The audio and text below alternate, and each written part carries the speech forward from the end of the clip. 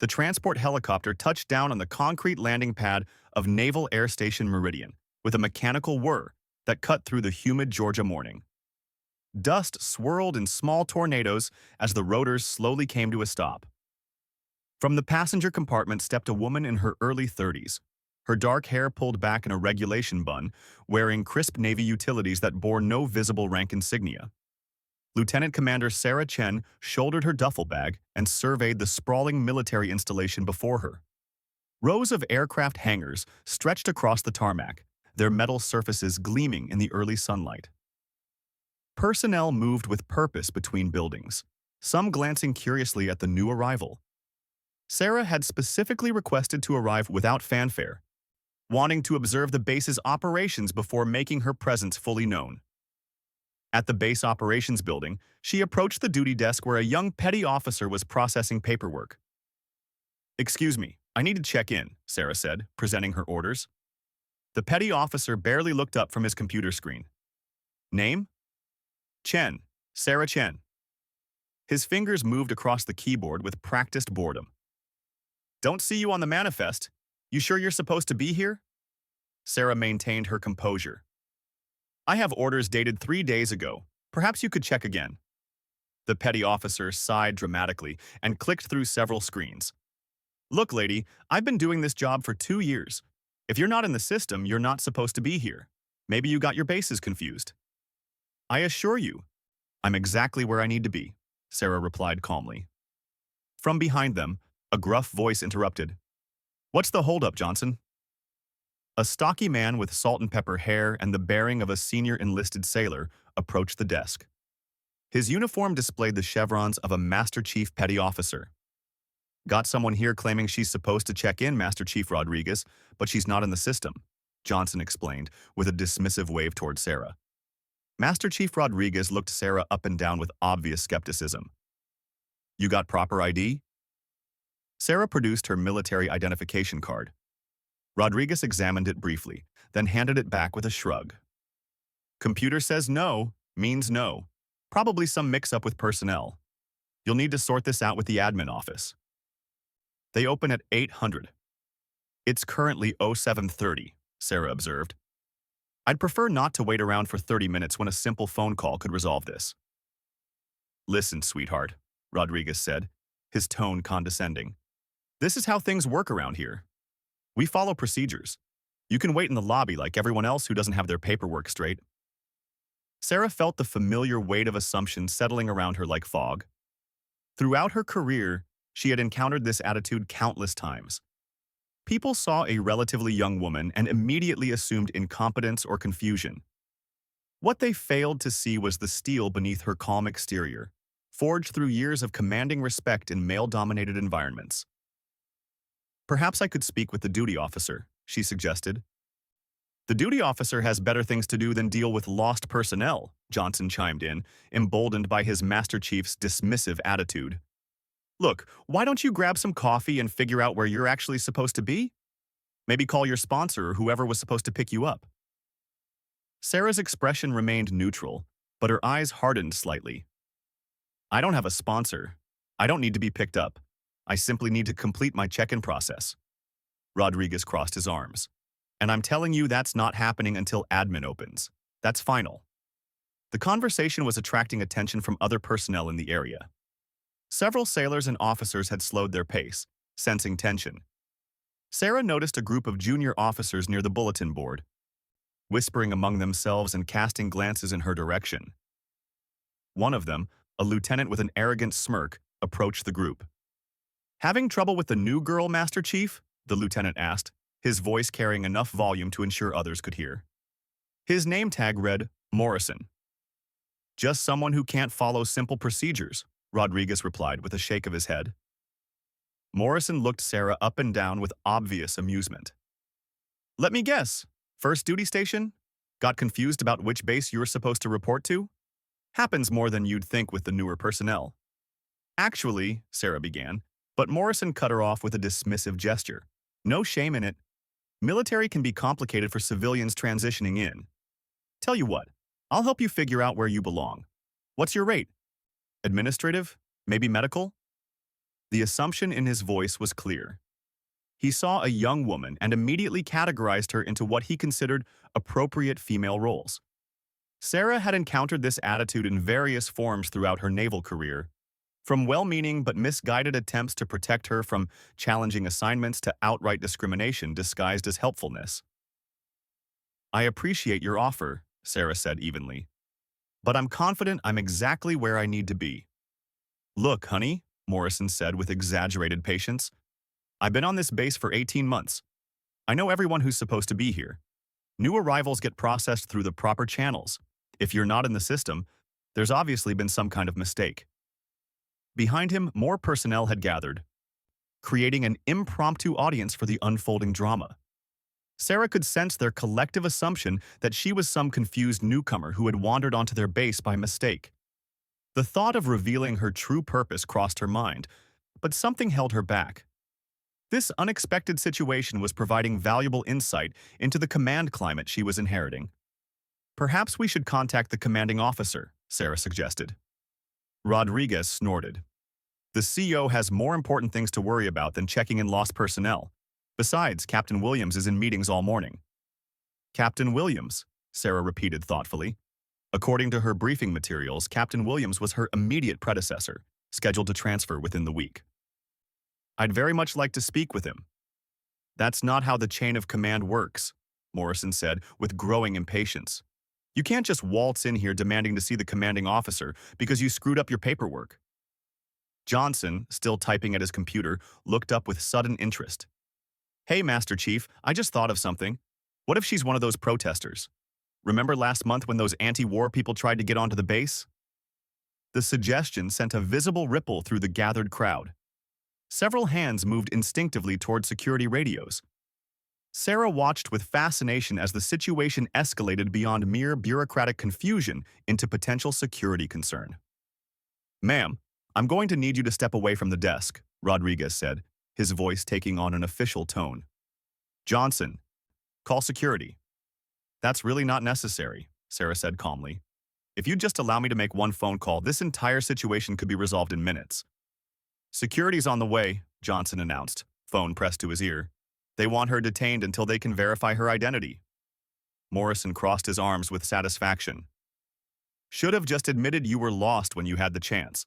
Now you've made this a security issue." Sarah looked around at the faces surrounding her. Some showed genuine concern for base security. Others displayed poorly concealed amusement at what they perceived as her predicament. A few seemed uncomfortable with how the situation was developing, but appeared reluctant to intervene. "I understand your concerns," Sarah said, addressing the group as a whole. "Base security is paramount. However, I can assure you that once my identity is properly verified, you'll find everything is in perfect order." "We'll see about that," Rodriguez muttered. The sound of approaching footsteps announced the arrival of the security team. Two Master-at-Arms personnel entered the lobby, their demeanor professional but cautious. The senior of the two, a petty officer first class, approached Rodriguez. "What's the situation, Master Chief?" "Unidentified individual attempting to gain access to the base. Claims she's supposed to check in, but she's not in any of our systems. Might be a protester or some kind of security risk." The Master-at-Arms looked at Sarah with practiced assessment. "Ma'am, I'm going to need to see some identification and ask you to come with me for verification." "Of course," Sarah replied, producing her military ID once again, "though I should mention that I have orders that might clarify this situation." As the Master-at-Arms examined her identification, his expression shifted slightly. Something about the ID seemed to give him pause, but he maintained his professional demeanor. "Ma'am, we'll need to verify this through proper channels. If you could come with me, we'll get this sorted out quickly." As Sarah prepared to accompany the security personnel, she caught sight of someone entering the lobby through the main doors. The newcomer was an older man in Navy utilities, his bearing unmistakably that of a senior officer. His arrival seemed to cause a subtle shift in the atmosphere, with junior personnel unconsciously straightening their posture. "What's going on here?" the older man asked, his voice carrying the authority of command.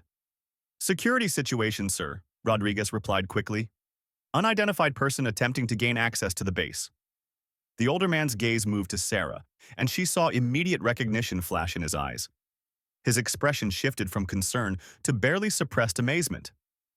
"Master Chief," he said carefully, "I believe there may have been some kind of misunderstanding."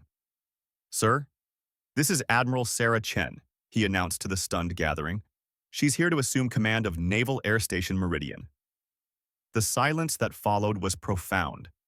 Sarah watched as the realization spread across the faces around her, expressions shifting from confusion to shock to dawning horror. Johnson's computer chair creaked as he slowly turned to stare at her. Morrison's face had gone pale. Rodriguez looked like he was mentally replaying every word of their conversation. "Admiral," the older man continued, "I'm Captain Williams. I apologize for this unusual welcome. I was expecting your arrival, but perhaps there was some confusion about the timing." Sarah nodded graciously. "No harm done, Captain. Actually, this has been quite educational." She looked around at the gathering, noting how quickly the crowd was beginning to disperse as personnel suddenly remembered urgent duties elsewhere. Morrison was already backing toward the exit, his earlier confidence completely evaporated. "Master Chief Rodriguez," Sarah said, turning to the man who had dismissed her so readily. "I believe we'll be working together quite closely. I look forward to getting to know the enlisted leadership of this base much better." Rodriguez swallowed hard, his face flushed with embarrassment and growing concern about his career prospects. "Admiral, we had no way of knowing." Captain Williams escorted Admiral Chen through the corridors of the administration building, his pace measured and his expression carefully neutral. Behind them, the lobby had erupted into frantic whispers as word of the new commanding officer's unconventional arrival spread like wildfire through the base communication network. "Admiral, I must apologize again for that reception," Williams said as they walked. "I specifically instructed the duty section about your arrival, but clearly the message didn't reach everyone." Sarah observed the captain carefully. His apology seemed genuine, but she sensed there was more to the story. "How long have you commanded this base, Captain?" 18 months, ma'am. It's been challenging." They passed through a security checkpoint where the guards, having obviously received rapid notification of Sarah's identity, snapped to attention with military precision that had been notably absent from her earlier encounter. Word was traveling fast, and the base was already beginning to adjust to the reality of their new commander's presence. "What kind of challenges?" Sarah asked as they entered the command suite. Williams hesitated, choosing his words carefully. "Morale issues, primarily. Some discipline problems. The base has developed certain informal practices that may not align perfectly with Navy standards." Sarah filed this information away. The morning's events were beginning to make more sense. A lax command climate often led to the kind of casual disrespect she had just experienced. Junior personnel who felt free to dismiss and condescend to unknown visitors were likely operating under minimal supervision and accountability. They arrived at the commanding officer's suite, where Williams's yeoman immediately stood and announced their presence. The young sailor's eyes were wide with barely controlled panic, suggesting he had already heard about the morning's incident. "Yeoman Third Class Peterson," Williams introduced. "Admiral Chen." Peterson's salute was textbook perfect, a marked contrast to the casual attitude she had encountered earlier. "Admiral, welcome to NAS Meridian. I have your quarters prepared and your initial briefing materials ready for review." Sarah returned the salute. "Thank you, Peterson. I appreciate your efficiency." Williams led her into his office, which would soon become hers.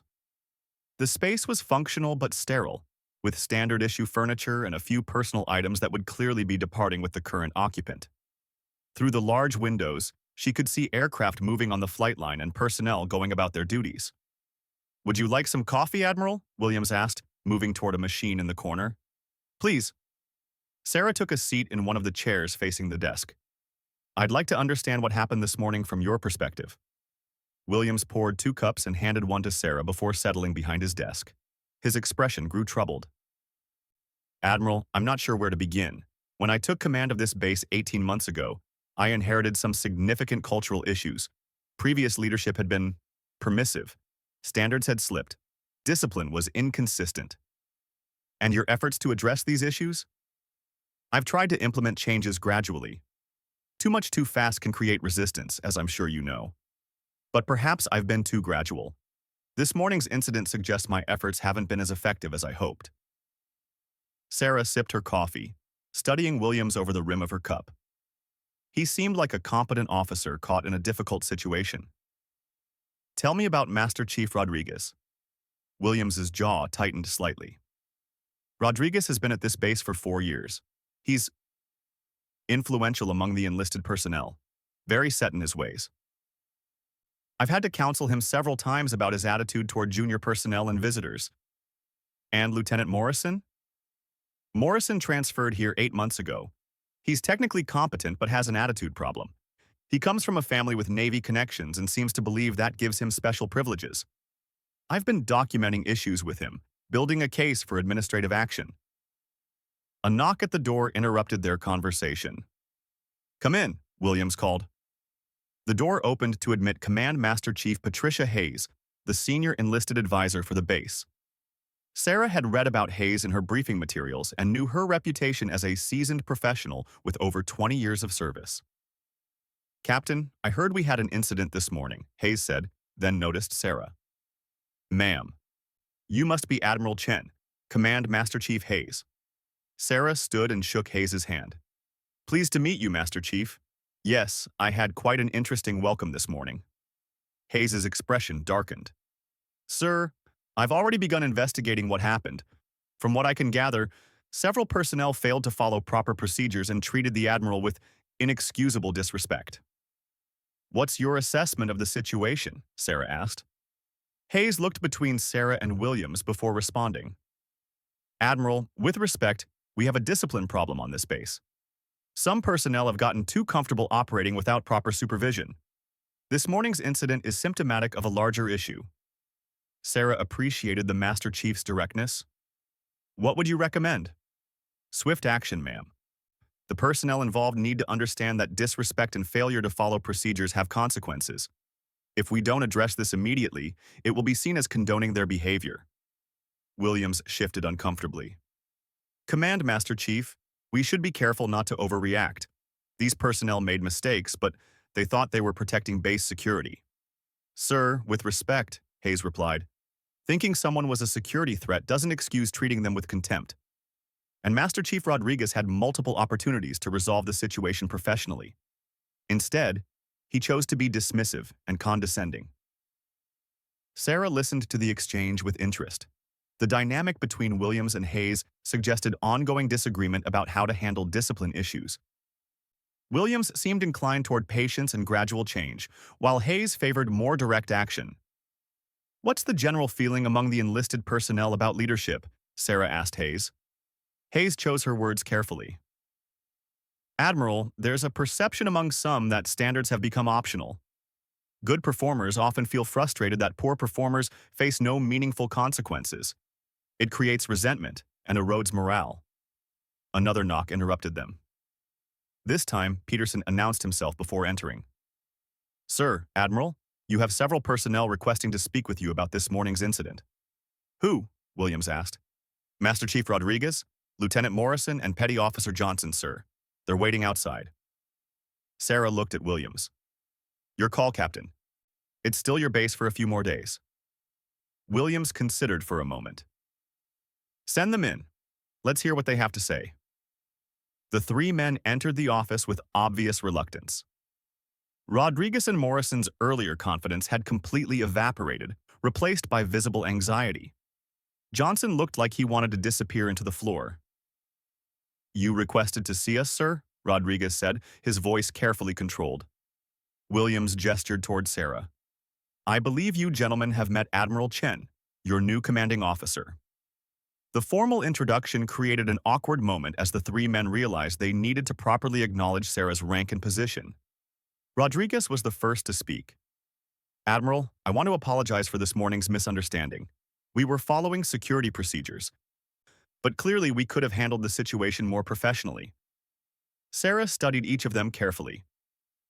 "Master Chief, when someone presents proper identification and orders, what's the standard procedure?" Ma'am, we should verify the information through appropriate channels while treating the individual with respect and courtesy. And did that happen this morning? Rodriguez swallowed hard. No, ma'am. We failed to follow proper procedures. Sarah turned to Morrison. Lieutenant, you made several assumptions about my background and qualifications this morning. Can you explain your reasoning? Morrison's face was flushed with embarrassment. Admiral, I have no excuse. I made unprofessional assumptions and failed to conduct myself in a manner befitting an officer. And you, Petty Officer Johnson? Johnson's voice was barely above a whisper. Admiral, I was disrespectful and failed to provide proper customer service. I let my assumptions guide my actions instead of following procedures. Sarah looked at each of them in turn. Their contrition seemed genuine, but she also sensed calculation behind their words. They were saying what they thought she wanted to hear, trying to minimize potential consequences. Gentlemen, this morning's incident has given me valuable insight into the command climate of this base. Your actions and attitudes suggest that disrespect and unprofessionalism have become acceptable. That changes immediately. She paused, letting her words sink in. Master Chief Rodriguez, you will report to Command Master Chief Hayes tomorrow morning for additional training on proper procedures and professional conduct. Lieutenant Morrison, you will prepare a detailed written report on appropriate officer behavior and present it to me by the end of the week. Petty Officer Johnson, you will spend the next month working directly with the duty officer to learn proper check-in procedures for all categories of personnel. The three men exchanged glances. These weren't the severe punishments they had feared, but they weren't being dismissed without consequences either. Furthermore, Sarah continued, I will be conducting a comprehensive review of base procedures and standards over the next several weeks. I expect full cooperation from all personnel in identifying areas where improvements are needed. Williams watched the exchange with interest. Sarah's approach was measured but firm, establishing her authority without creating the kind of dramatic confrontation that could escalate into larger problems. Admiral, Rodriguez said carefully, we understand. This base has outstanding personnel who take pride in their service. This morning's incident doesn't represent our best. I'm counting on that, Master Chief. I believe in this base's potential, or I wouldn't have accepted this command. But potential only matters if it's realized through consistent professional behavior and adherence to standards. Hayes nodded approvingly. She clearly appreciated Sarah's direct approach, combined with clear expectations for improvement. You're dismissed, Sarah said to the three men. I look forward to working with all of you as we move this base forward. After they left, Williams turned to Sarah with obvious relief. That was well handled, Admiral. Firm, but not vindictive. Change has to start somewhere, Captain. But sustainable change comes through consistent expectations and accountability, not through dramatic gestures that create resentment. Hayes smiled. Admiral, I think this base is going to be very different under your leadership. Sarah looked out the window at the base that was now her responsibility. The morning's events had revealed significant challenges, but they had also shown her personnel who were capable of better performance when held to proper standards. Different, yes, she agreed, but better. Much better. 3 weeks after her arrival at Naval Air Station Meridian, Admiral Sarah Chen stood in the base theater addressing the entire command during the monthly all-hands meeting. The auditorium was packed with personnel from every department, their uniforms crisp and their attention focused. The change in atmosphere was already noticeable compared to the casual indifference she had witnessed on her first day. Ladies and gentlemen, Sarah began, her voice carrying clearly through the large space. When I arrived at this base 3 weeks ago, I experienced firsthand some of the challenges we face as a command.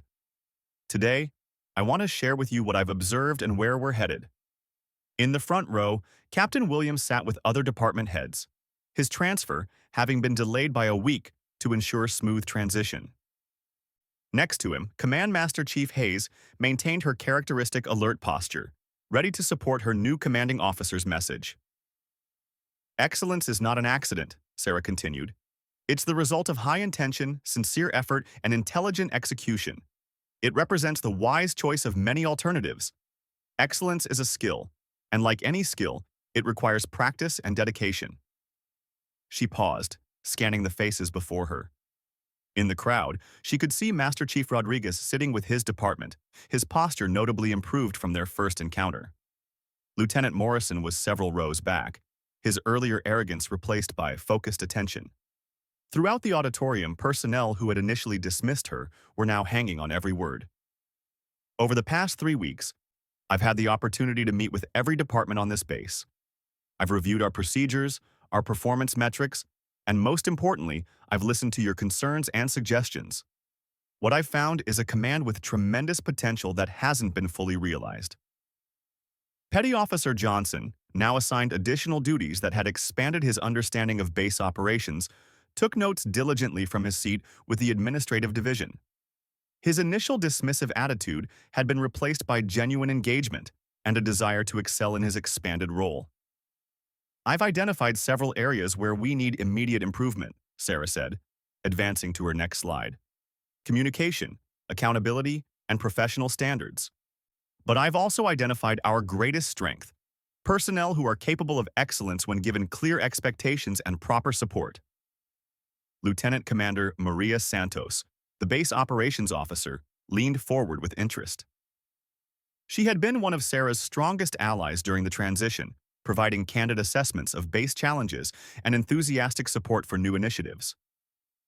Effective immediately, we're implementing several changes, Sarah announced. First, we're establishing a comprehensive professional development program. Every sailor and officer on this base will have access to training opportunities that advance both their military careers and their personal growth. The response was immediate and positive. Sarah could see personnel exchanging approving glances, particularly among the junior enlisted ranks who had often felt overlooked in previous professional development initiatives.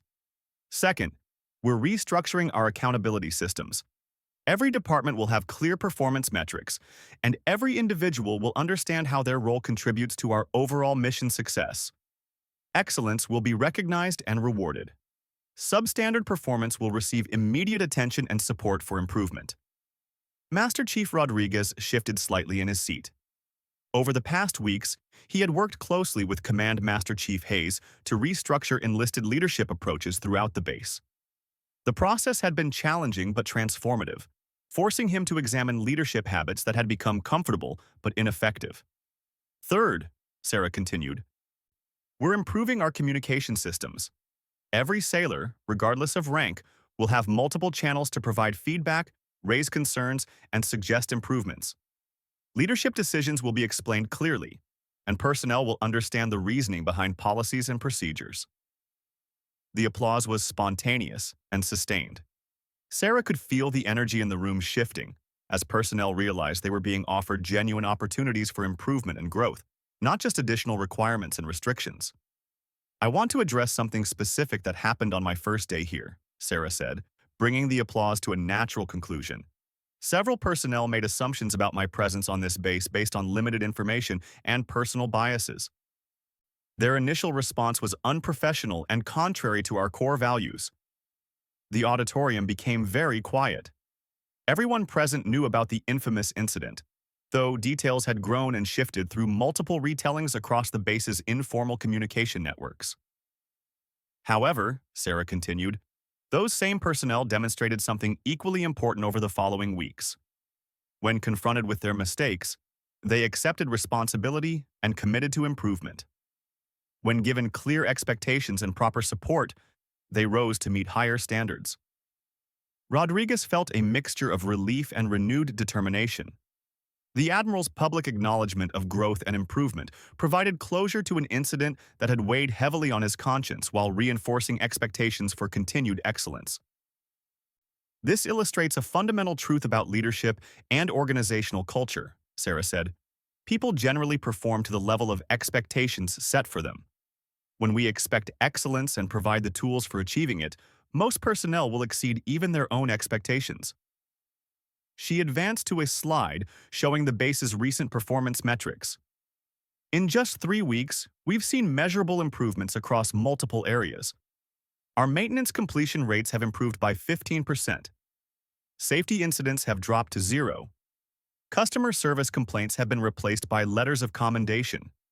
Most importantly, our personnel satisfaction surveys show dramatic improvement in morale and confidence in leadership. The pride in the auditorium was palpable. Sarah could see personnel sitting straighter, their faces reflecting growing confidence in their command and their role within it. The transformation had been rapid but authentic, built on clear communication and consistent application of standards. Lieutenant Morrison had volunteered for additional responsibilities during the transition period, taking on projects that showcased his technical competence while addressing his attitude issues through mentorship from senior officers. His written report on professional officer conduct had become a base-wide training tool, turning his initial mistake into a contribution to overall improvement. Looking forward, Sarah said, we have ambitious goals. Within 6 months, I expect this base to be recognized fleet-wide for operational excellence. Within 12 months, I expect us to be the standard against which other installations are measured. The ambitious timeline drew murmurs of both excitement and concern. Sarah had deliberately set high expectations, believing that challenging goals would inspire exceptional performance from personnel who were already demonstrating their capability for growth and improvement. This won't be easy, she acknowledged. Excellence never is. It requires sustained effort, continuous learning, and unwavering commitment to our core values. But based on what I've seen over the past 3 weeks, I have complete confidence in our ability to achieve these goals. Command Master Chief Hayes smiled with satisfaction. Her initial assessment had been correct. The base personnel were capable of much more than they had been demonstrating. They had simply needed leadership that believed in their potential and was willing to invest in their success. Before I take questions, Sarah said, I want to make something clear. Every person in this auditorium has value and potential. Your background, your experience level, your previous mistakes, none of that defines your future contribution to this command. What defines you is your commitment to excellence and your willingness to grow. The questions that followed were thoughtful and engaged. Personnel asked about specific policies, career development opportunities, and implementation timelines. The tone was respectful but not deferential, reflecting a command climate where professional dialogue was encouraged and valued. After the meeting concluded, Sarah remained in the auditorium to speak individually with personnel who approached her. The conversations ranged from specific work concerns to personal career guidance, each interaction reinforcing her accessibility and commitment to individual development. Master Chief Rodriguez was among the last to approach. Admiral, I wanted to thank you for the opportunity to prove myself after that first day. Your leadership approach has changed how I think about developing junior personnel. Master Chief, you've demonstrated exactly what I hoped to see. Leadership isn't about never making mistakes. It's about learning from mistakes and using that experience to become better. You've done that, and now you're helping others do the same. Lieutenant Morrison waited nearby, clearly nervous about his own conversation with the Admiral. When his turn came, he spoke carefully but with evident sincerity. Admiral, I've learned more about leadership in the past 3 weeks than I did in my first year as an officer. I wanted you to know that I'm grateful for the chance to start over and do better. Sarah studied his face, seeing genuine growth beyond mere compliance with expectations. Lieutenant, potential is only meaningful when it's developed through action. You've shown that you're willing to do the hard work of personal improvement. Keep building on that foundation. As the auditorium gradually emptied, Sarah stood with Captain Williams and Command Master Chief Hayes, surveying the space where a significant moment in the base's transformation had just occurred. 3 weeks ago, Williams observed, I wasn't sure this command could achieve the kind of change you've implemented. The cultural shift has been remarkable. Sarah nodded thoughtfully. Culture change happens one interaction at a time, one decision at a time, one person at a time. We've made excellent progress, but sustainable change requires consistent reinforcement over time. Hayes added, the personnel are responding because they see authentic leadership that believes in them. They want to live up to those expectations. That evening, Sarah walked the base perimeter, a practice she had established to maintain visibility and accessibility to all shifts of personnel. The flight line was quiet, with aircraft secured and only essential personnel on duty. Security personnel she encountered snapped to attention with genuine respect. not the casual indifference that had characterized her arrival. In the base operations center, the night shift crew worked with focused efficiency. Their brief interactions with Sarah were professional and informative, reflecting confidence in their roles and pride in their performance. The contrast with 3 weeks earlier was striking and encouraging. As she completed her walk, Sarah reflected on the journey from that first challenging day to this moment of genuine progress. The incident that could have been simply embarrassing had instead become the foundation for positive change. Personnel who could have been permanently alienated had instead become some of her strongest supporters. The base still faced challenges. Real transformation would take months, not weeks. But the foundation had been established. Clear expectations, consistent accountability, genuine support for improvement, and recognition of achievement. Most importantly, a command climate had been created where every person could contribute their best effort without fear of arbitrary judgment or unfair treatment. Standing outside the command building, Sarah looked up at the base flag illuminated against the night sky. In 3 weeks, Naval Air Station Meridian had begun transforming from a facility with unrealized potential into a command that personnel could take genuine pride in serving. The woman who had been dismissed as confused and lost on her first day had proven to be exactly what the base needed. A leader who saw past surface appearances to recognize the capability that existed within every individual, waiting to be developed and directed toward excellence. The journey was just beginning, but the destination was clear. A command that exemplified the very best of naval service, where every person could achieve their highest potential while contributing to mission success. The foundation had been laid through respect, accountability, and unwavering belief in human potential. Now came the satisfying work of building something truly exceptional upon that foundation. "Of course not," Sarah replied with a slight smile that didn't reach her eyes. "After all, I wasn't in the system.